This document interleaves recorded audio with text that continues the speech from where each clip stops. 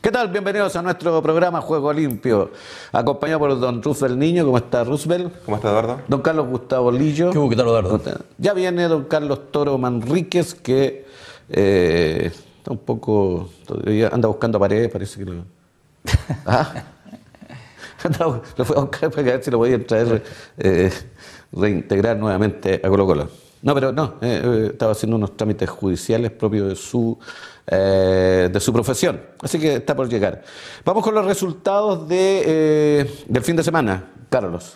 La segunda fecha del campeonato de clausura en la primera división tuvo los siguientes resultados. La victoria de Universidad de Chile en el debut. Recordemos que la vez pasada la U no jugó por haber sido obviamente el campeón y haber terminado al final la competencia. 5-2 derrota a La Serena. 1-0 fue la victoria de Rangers frente a San Felipe allá en el Piduco. O'Higgins iguala con Colo Colo 1-1. Huachipato igual marcador en el pleito que sostuvo en el CAP frente a Palestino. Católica derrota por 3-2 a Santiago Wanderers de Valparaíso. Cobresal logra alzarse con una estupenda victoria al derrotar a Unión Española allá en El Salvador por 2-1.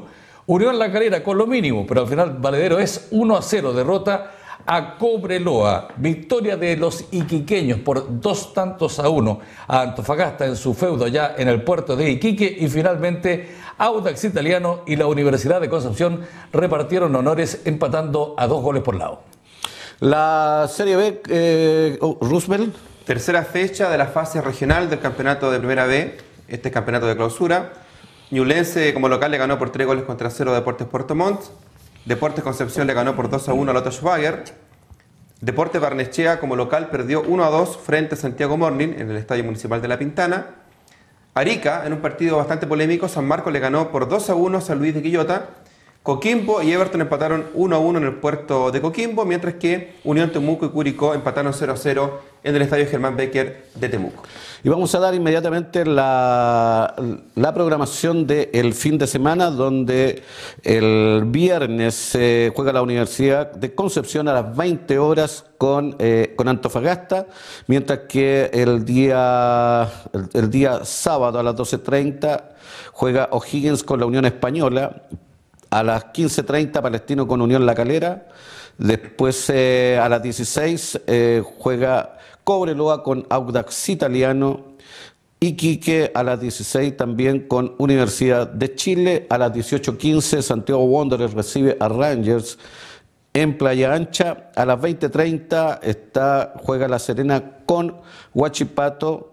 Y el día domingo se juegan solamente 2 partidos a las 16 horas, donde Unión San Felipe recibe a la Universidad Católica, mientras que a las 18:30 lo hace Colo Colo con Cobresal. Y la Serie B, Carlos. La Serie B tiene los siguientes cotejos. El día sábado Naval enfrenta a Unión Temuco, 15:30, prosigue con el juego entre Puerto Montt y Deportes Concepción. San Luis también recibe acá en Quillota, en el Lucio Fariña Fernández, a Lo Barnechea para trasladarse a lo que es la jornada del día domingo. En Curicó al mediodía, el clásico guaso, Curicó con Ñublense, Everton con San Marcos de Arica, 15:30 en el Estadio Sausalito. Finalmente, Santiago Morning, en el mismo horario anterior, deberán medir fuerzas frente a Magallanes. Vamos con los equipos de nuestra región, donde Rangers recibió a San Felipe y ganó Rangers por 1-0, un partido que le costó bastante. Con San Felipe con la dirección técnica de Jorge Miranda, pero llega Marco Antonio Figueroa, que estuvo ahí en Talca, pero no dirigió él. ¿Cómo lo vieron ustedes, Roosevelt, este San Felipe? ¿Qué le parece?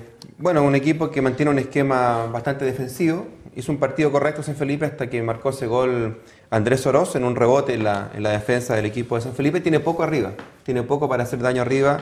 El equipo del Valle de la Concagua, yo creo que por ahí se va a complicar. En todo caso, cuando estaba Nelson Cosio, cuando estaba Chazarreta, San Felipe planteaba los partidos siempre de chico a grande. Recordemos que no le pudo ganar a Cobresal como local, teniendo a Cobresal 3 jugadores menos, 3 jugadores expulsados en la segunda parte del compromiso.